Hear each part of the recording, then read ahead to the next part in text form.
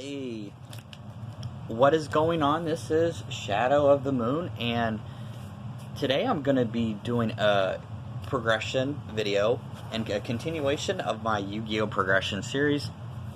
This time with the 7th set, I believe now. Let's see. Blue Eyes. Yep, 7th set, the Pharaonic Guardian. This set came out in July of 2003, and just like the last set, this still does not have a ban list, but they do have a limited list, semi-limited list, but it's pretty much the same.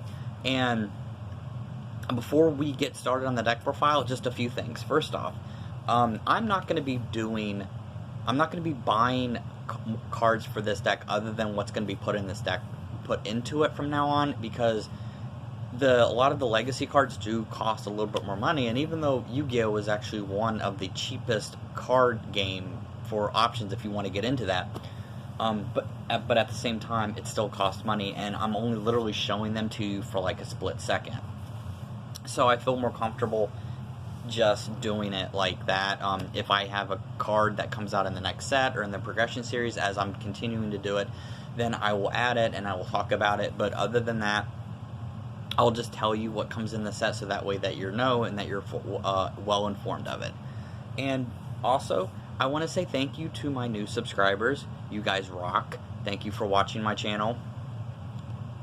And let's go ahead and get started. And as you can see, I've got a extra deck. Yes, because with Pharaonic Guardian came the best cards and one of the most powerful cards, also in GOAT format, Metamorphosis. Metamorphosis was a spell card or magic card that you tributed a monster and special summoned from your deck.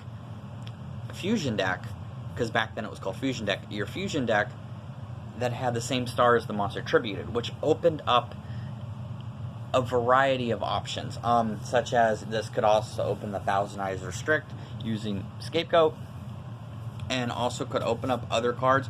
Mainly these were pretty much what most people would run. Everything else in here, if it doesn't make sense, it was kind of just people throwing cards in there together just because that they could have a 15 card or so fusion deck or whatever, because back then people weren't using Still Fusion as much. But from now on, I'm actually going to be able to use fusion cards. So cards that were notable, most of the super and ultra rare cards weren't as good actually as the commons. You had, for super rares and ultra rares, you had Hell Poemer, you had Necro Valley, which was the start of the actual first ever archetype, the Gravekeepers, which are still played to this day and are one of the best anti-meta decks ever. You had Lava Golem, which was a great monster to stop your opponent if you equipped it with a new card that was that's not in this deck, Nightmare Wheel. If you attribute 2 monsters on your opponent's side of the field, give them the Lava Golem, and then you played Nightmare Wheel on it, that thing couldn't attack, and they would also pretty much lose about 1,500 a turn. So it was a good burn deck, and this actually started the whole burn strategy, because you actually had more notable burn cards in the set. Also cards that were in the set, Book of Moon, Ring of Destruction, Terraforming finally came out, which was a great way to search for field spell. So that's what this deck is going to be, and this deck pretty much is going to be my version of the deck that I would be playing then. It's still going to be competitive, but as I'm working towards the last set, which is probably going to be Cybernetic Revolution, that's probably where I'm going to stop at. This is going to be the deck that I'm going to be using. It's going to be a wind deck, and it's going to transform more into like a Harpie deck, Nephthys deck type thing. Alright, so enough about me rambling, because I think I've rambled long enough. It's been about 4 minutes or so. Let's go ahead and get straight on into it. Okay, so the first thing is you've got your 1 Harpie Lady Sisters. You don't need more than that. It's a good way to use Algonaga just to bring it out. I'm still running that, and I'm still going to keep the Harpie theme going in this deck from now on. You've got my 3 Harpie Ladies. This is a good way. These are just vanilla monsters, and it's a way to get Harpie Lady Sisters out. And instead of running Gemini Elf, because I'm using Rising Air Current in this deck, is more of a wind beatdown, I'm using the Harpie's brother again, because he is a 1800 that can become a 2300 with Rising Air Current, and he's very good still, in my opinion. 2 Garuda the Wind Spirits, because now I can have more of a full wind deck, and this can special summon if you remove from play a wind monster. And this also has a good effect because it switches one of your opponent's monsters or a monster to their battle position. at the end phase of the turn. Then you've got Spear Dragon, just running 1 because Spear Dragon, in my opinion, you shouldn't run any more than 1 or 2 because of the effect, because it goes to defense mode as soon as it attacks, but it does have piercing damage.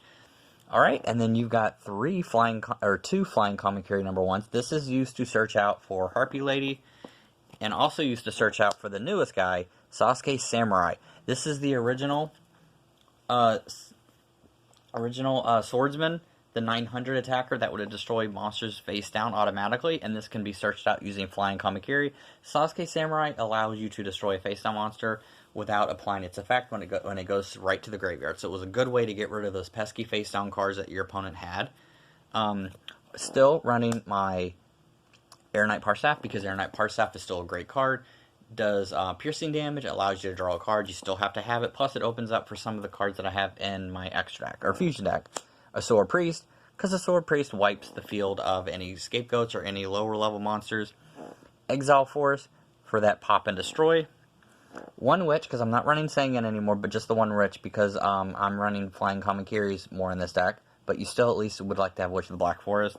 And then last but not least for the monsters, you have Magician of Faith, which will allow you to get a spell card when it is flipped. Alright, let's go ahead and move on to the spells and traps. So first, you're going to have 3 Elegant Egotist. This allows you, as you guys know, allows you to get a Harpie Lady. Nothing new there. Then we have 2, since now I'm running a wind, more of a beat down wind deck, 2 copies of Rising Air Current, which would boost wind monsters attack by 500. Allowing also I'll give you Terraforming. Terraforming can search for it, so. Then you had, for the draw power, you've got Pot of Greed and Graceful Charity. Still got to have those in there.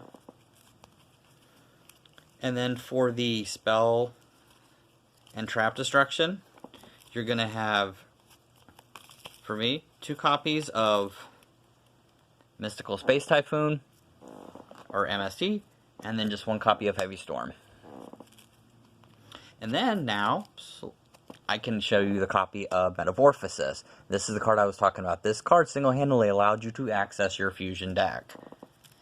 Then we had Dark Hole, Scapegoat, Swords of Revealing Light, Snatch Steal.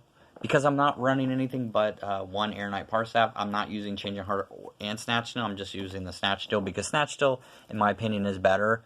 Just because it's a equip spell, and they don't get it back at the end phase. They don't get it back at the end phase of the turn, so you can keep attacking if you take a Jinzo or something. Monster Reborn and Nobleman of Crossout.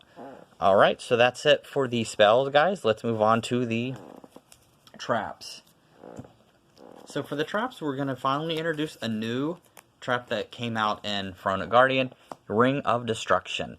This tributes a monster and does damage to you and your opponent equal to the monster's attack.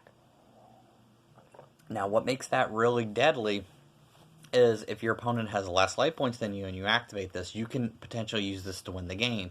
Plus, this was a good way to get rid of their high-level monsters, minus Jinzo. And then you've got Solemn Judgment, Bottomless Trapple, Torrential Tribute, Call of the Haunted to bring a monster back, and then last but not least, the ever-devastating Mirror Force.